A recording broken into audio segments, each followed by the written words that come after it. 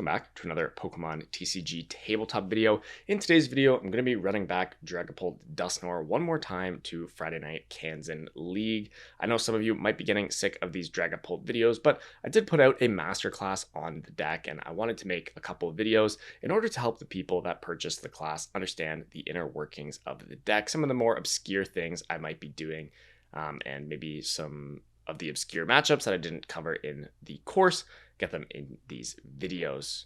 I'm going to kick off my coverage of this Friday Night League in round 2, as I did show up a little bit late to League. I didn't get a round loss or anything, but I was unable to set up my camera as I needed to finish my game.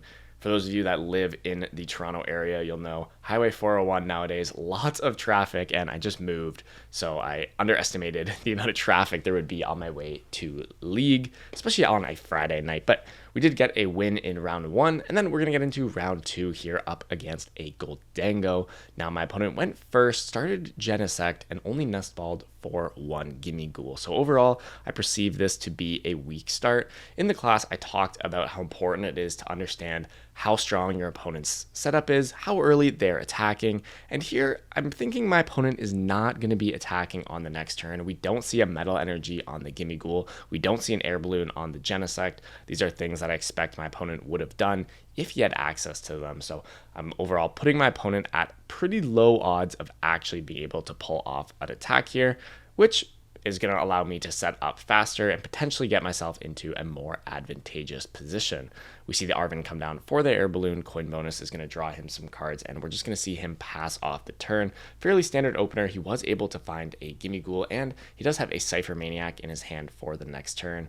At this point, I think my Badoo is potentially going to be knocked out, but it could also potentially keep living, right? If my opponent doesn't have a Cypher Maniac or a Metal Energy, my Badoo could be sticking around for a long time, and who knows, maybe I'll even be the first one to attack.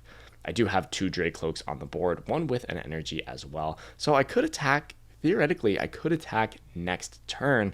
I'm not sure how good my current hand is. I think I have an Iono that I've been waiting to play, as my opponent hasn't shown a lot of strength, so I've just been waiting, or maybe I just top decked the, I think I already had an Iono. I'm not entirely sure here, but here I am going to go for the Dragapult attack. This is a little bit risky.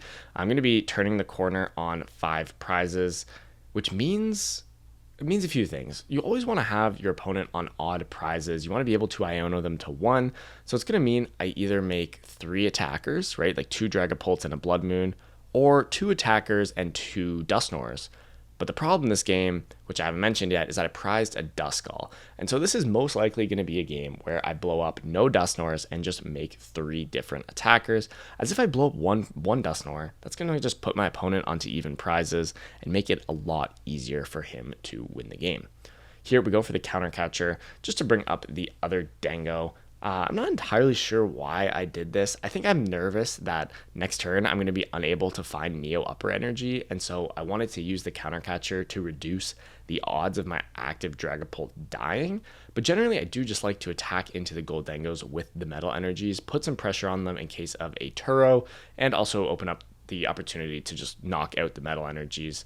It's really important for my opponent to establish a Dark Energy on Monkey Dory this turn to deny that 4-prize Phantom Dive play. And so I guess by counter catching, I do potentially force him to attach another metal, and then he can't attach the dark. So this counter catcher is like, okay. A lot of the times this counter catcher just isn't worth it, as 1 Air Balloon, and my opponent gets to actually draw an extra card with coin bonus and is pretty unaffected. But here my opponent actually just completely hard bricks off this Iono. Very unlucky on their end. I definitely expect them to find an Energy Search Pro here a lot of the time. My line here was going to be, next turn I had to find Neo Upper Energy. If I didn't find it, I might have just used Badoo, or yeah, I think I would have just used Badoo if I didn't find Neo Upper Energy. But the main plan, if my pull died, was to find Neo Upper Energy, make another pull, take my 4-prize turn, and then on the follow-up, I would just use Blood Moon to take out the Genesect and win the game. But when my opponent completely bricks like this and only gets down 1 back up Gimmighoul, I see an opportunity to board wipe him, and I'm definitely going to go for it. Play the boss's orders, play the Dusclops, Hawlucha comes down, and that Dusclops and the Hawlucha, that represents 70 damage, and then 2 Phantom Dives kills the 2 Dangos, and my opponent is left with nothing but a Genesect EX. And here my camera seems to be having a fit. I'm not sure why it's been doing this all game, but for the rest of the video, it is better. I think I had it set to autofocus instead of manual focus for this game, so sorry guys for the sloppy camera work. But we're going to see my opponent try to go for the 16-head continuous coin toss, as there's not much else that they can do, and that's going to wrap up our first game of the video, but second game of the league. So we're going to go into round 3 here at 2-0, where we're going to run into actually a very interesting deck, a deck you used to see a little bit more of at... When did we see this deck? I'm not entirely sure, but I definitely feel like this deck used to be a little more meta than it is now, this Charizard Terra Box deck. Maybe not a Terra Box deck necessarily, but there's Water Mask Ogerpon. I believe my opponent's playing Cornerstone Ogerpon and Clefairy, I believe. I'm not entirely sure if there actually is a Clefairy. I suspect there is a Clefairy. But anyways, some of you might have just noticed my opponent pick up his prize cards, something we do at these leagues quite often. Just look at those prize cards. We're here to have fun, and watching your opponent prize check for a minute and a half is not fun. I really hope that the Pokemon Company changes the rules of the game somehow at the regional level, as you're not allowed to do that at a regional. Please don't go to a regional and ask your opponent if you can look at your prizes. They'll say no. They might call the judge, and might cause somewhat of a fiasco. Hopefully this changes soon, as I kind of hate watching my opponent prize check for a minute and a half, and I myself prize check for a minute and a half, and so I know my opponents probably don't appreciate that. But anyways, here, that's why we're just looking at our prize cards. My opponent going through a fairly standard Noctowl turn 1, right? Fan Rotom, double Hoot Hoot, Ditto into the Terra Pokemon, Noctowl into his hand with the Fan Rotom, and he's just going to pass off the turn to me, where I'm going to have to make kind of a costly Ultra Ball.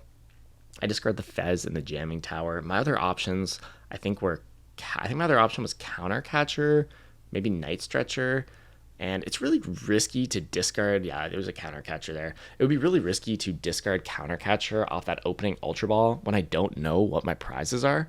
For example, if I discard a Counter Catcher and I prize a Counter Catcher, well, then I only have 1 Counter Catcher for the entire game, which is a problem resource-wise, but it's also a problem as far as actually drawing into that Counter Catcher when I need it, right? On my combo turn, when I want to go Iono, Counter Catcher, Phantom Dive, Dusknoir, yada yada, well, I need to find my only Counter Catcher, and that's really hard to do, as you can't search for it. It's almost like a Neo Upper Energy at this point, which I talk about navigating Neo Upper Energy in the Masterclass, and at that point, the Counter Catcher would be the same thing. But anyways, as I've been yapping about that turn 1 Ultra Ball discard, a lot of things have happened, and now I'm going to be evolving. I believe I used Itchy Pollen. My opponent drew nothing off that Iono, and I'm going to get to really get a head start here. Lots of development coming down. You'll notice I do have 2 Budoos on my board. I think this might have been a mistake, but I think it's fine. The reason I think the double Budoo is okay here is that my opponent's deck isn't very good on capitalizing on me having these liabilities on my board, right? Think of something like a Dragapult deck or a Gardevoir deck that's able to use Monkey Dory or Phantom Dive to take powerful multi-prize turns, right? They could just leave these Badoos on my board, clog up my field, prevent me from benching more things. Also, they stay behind on prizes, so I don't get access to things like Counter Catcher. My Ionos are much weaker, which is kind of everything this Dragapult Dusknoir deck is trying to do. And so it would be a disaster to put these Badoos down like this against Gardevoir or something. But here, my opponent doesn't really have any good multi-KO potential, no way to cheat prizes, just going to be attacking the active. So I felt okay about having this double Badoo, although as my opponent's been draw passing for so long, I definitely felt a little silly. And of course, the upside of benching 2 Badoos at once is that if the active one dies, you can just send up the next Badoo and keep using that Itchy Pollen. And another thing worth mentioning here that I considered when I put down this double Badoo is that when I get a Dragapult EX in play and the Area 0 is on the field, I'll be able to fill my bench and then put down a Jamming Tower, get rid of the Badoo, and kind of fix my field that way. Now, I have also been waiting for a long time here. I think I could have Phantom Dived a turn or 2 ago, but I've been content to just keep sitting here as my opponent hasn't really been doing a whole lot. And what I've been waiting for is to get Dusknoir online, because what I want to do is Dusknoir the Hoot Hoot, Hawlucha the Charmander, and then Phantom Dive, the active, and the Charmander. Of course, I'm also going to be comboing in an Iono, as we always want to do on this Dusknoir turn. We don't want to be giving our opponent extra cards for free, so let's give him the prize card with Dusknoir and then Iono it to the bottom of his deck. And here, this is just going to be a very, very devastating Iono play. We're going to be taking out all of his attackers, all of his support Pokemon, putting him down to 4 prize cards, and even if he drew the perfect 4 cards off of Iono, I don't know what my opponent could do here, because I'm going to be taking 4. I go down to 2. There's 10 damage on that Phanrotom from the Hawlucha, so I'm threatening to kill Noctowl and Phanrotom with a Phantom Dive. I'm going to have a lot of cards here, and so I feel like this game is pretty much over. My opponent would have to like knock out my Dragapult and then hope I'm unable to find another one. But here, as you can see, my deck's getting pretty small. I've got multiple Dracloaks in play, and here I'm even getting ready to bump the Area 0, get rid of some of these liability Pokemon from my field in case of something like a Sob. I do figure my opponent's playing that Water Mask Ogerpon, so gonna want to play around a potential random Sob, get rid of all those Pokemon that can't attack. And here, I'm not sure exactly what my opponent puts together here. He's gonna draw a lot of cards. Well, not a lot of cards. He's going to draw some cards with the Fezandipity, and ultimately, I don't even think he gets an attack off, and I just close out the game on the next turn with a boss's orders. So I think I'm going to end my coverage of the game here. Oh, he does get a research, so he does draw a lot of cards, but it just doesn't matter here, as I was able to get such a strong combo turn that my opponent just can't come back. And we're going to win this one. Going to put us at 3-0, and we're going to get into our 4th round here. As we get into our 4th round here, I want to take a second to shout out my sleeve sponsor, Endgame TCG. I get a lot of people asking about these in the comment section, so I figured I better just start mentioning them every video. These blue sleeves, these are the Omegas. They're kind of more rough, more Dragon Shield-esque than the usual build. I personally prefer the Genesis Endgames. I think they're a little smoother. The deck is thinner, which helps me shuffle better. But I am trying out these Omegas for now. I love the color. This light blue is really nice. And you can use my code Rowan for 10% off checkout. The link will be in the description down below for that, as we get into a pretty standard Raging Bolt opener. My opponent's going to get down the double Hoot Hoot. I think Noctowl went to their hand, and we're going to see some energy cards come down. They were even fortunate enough to start with the Raging Bolt, and it's going to be up to me to deal with this. Going to pick up those prize cards, see what we're working with. Not anything too bad in there. I think I saw a Budu, a Jamming Tower, and really not a whole lot of important cards. Here, my main focus on turn 1 is going to be finding that triple Dreepy. It's really important. I need 3 Dreepies this turn. 1 dies to the Bolt. Then I get 2 Cloaks next turn. 1 dies to the Bolt, and then I get 1 Dragapult EX, and I can actually attack on turn 3. Now, a couple of resources hitting the discard pile here: a Dracloak and 2 Night Stretchers. Not exactly ideal, but definitely workable. Our Night Stretchers are going to be taxed this game. We're going to need to be careful about discarding Pokemon and energies, but off this research, I don't have many options other than to discard a couple of energies. I will say energy cards are not particularly important in this Raging Bolt matchup. The only energy card that actually matters is Neo Upper Energy. If we were to attach energies to our Dreepy, they're just going to die anyways. So you can see here I opted to just put the Psychic Energy on the Fezandipity, potentially to retreat into Budu, or potentially to just retreat, maybe a couple turns down the line. I generally don't prioritize this turn 1 Budu super highly in this matchup. I definitely prioritize that triple Dreepy higher, as long as my opponent had a good turn 1, which they did. Now here, my opponent actually does make what I consider to be a mistake in putting down this Raging Bolt EX. And I think on the surface level, this Raging Bolt looks like a completely plausible Pokemon to bench. You want to start getting it down with energies, so when Dragapult comes in, you can just knock out the Dragapult. The problem is that it's a huge trap target for the counter catcher, right? So here, I'm going to get off the Budu. I'm not sure if I actually managed to find the counter catcher or not here, but if I do find the counter catcher, I bring up the Bolt, I use Itchy Pollen. My opponent could be stuck just using the Raging Bolt EX to kill Budu, which is definitely not what they want to be doing. So here we see the Duskull, we see the Budu come down. Night Stretcher gets that second Cloak. That's an important milestone for me to hit. 2 Cloaks this turn and 1 Dragapult next turn. I am also going to need to find that Neo Upper Energy next turn, which I'm a little uneasy about, as I haven't really been able to guarantee it in any capacity. I'm not sure if I have Hilda in my hand or not. looks like here I'm debating my counter catcher. I'm thinking, do I even bother bringing up the Raging Bolt EX? I end up deciding yes, because I don't have Neo Upper Energy. This gives me a chance that I get to start my next turn with Luminous Energy on the Dragcloak. That's going to make it really easy for me to get the Dragapult play off next turn. And if I get the Dragapult attack off next turn, I am going to be in an extremely dominant position, and I'll be talking about why as this game progresses. But my opponent does find the Noctowl here, which is going to get them into potentially a Crispin or a Sada. I think it has to be Crispin in order to get this Raging Bolt up. Something else you'll notice is that my opponent doesn't have Latias EX on the field. I think, of course, if they have the Latias, then retreating the Bolt is not a problem, and so it's completely fine to have the Bolt on the board here. But we're going to see Crispin and Area 0 come down. Fighting Energy is going to come onto the Raging Bolt and the Grass to hand. Now, on my next turn, after this Budew dies, I have quite a good board. I'm going to be drawing a lot of cards. Fez, Cloak, maybe even another Cloak. But what am I actually trying to do here? Well, I'm trying to go for a 3-3 prize map. I'm going to need to get Hawlucha here. I'm going to Hawlucha Phantom Dive. I'm going to take out the Ogerpon and the Fan Rotom. And then the plan on the follow-up is to Dusknoir a random one prizer. So let's say I Dusknoir the Baby Bolt. And then I'm going to use Blood Moon Ursaluna to knock out the Raging Bolt and win the game in 2 attacks. This is such a powerful thing to do because currently my opponent's also winning in 2 attacks, right? Those 4 prize cards, that's 2 KOs onto Dragapult EX. So when I threaten to win in 2 attacks, but I get to attack first, I'm just going to be winning the prize trade, which is a very, very big deal. Now there, I Ultra Balled away a Dragapult. I can't imagine that was a correct decision because I'm down so many Night Stretchers.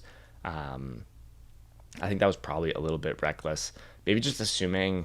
I guess I was kind of assuming I'm on this Blood Moon line and I'm not going to need another Dragapult, but we end up kind of deviating from that here as my opponent Crystal is a smart player. She knows about my exact line, right? She knows I'm going to try to Dusknoir something and then Blood Moon the Raging Bolt. You can see her kind of shrugging as she knows this is a very, very bad spot for her, but she does find the best play here, which is to just kill the Dusclops.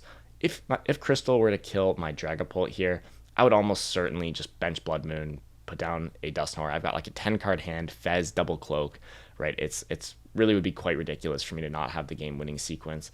And so what she goes for here is a KO on the Dusclops. And in order for her to actually win this game, her line is fairly convoluted, and I'm not even entirely sure what it is. So it definitely starts with kill Dusclops here, and then potentially involves maybe the use of Turo to deny some Phantom Dive damage, maybe the use of Iono to hope that I brick and can't find what I need to close out the game.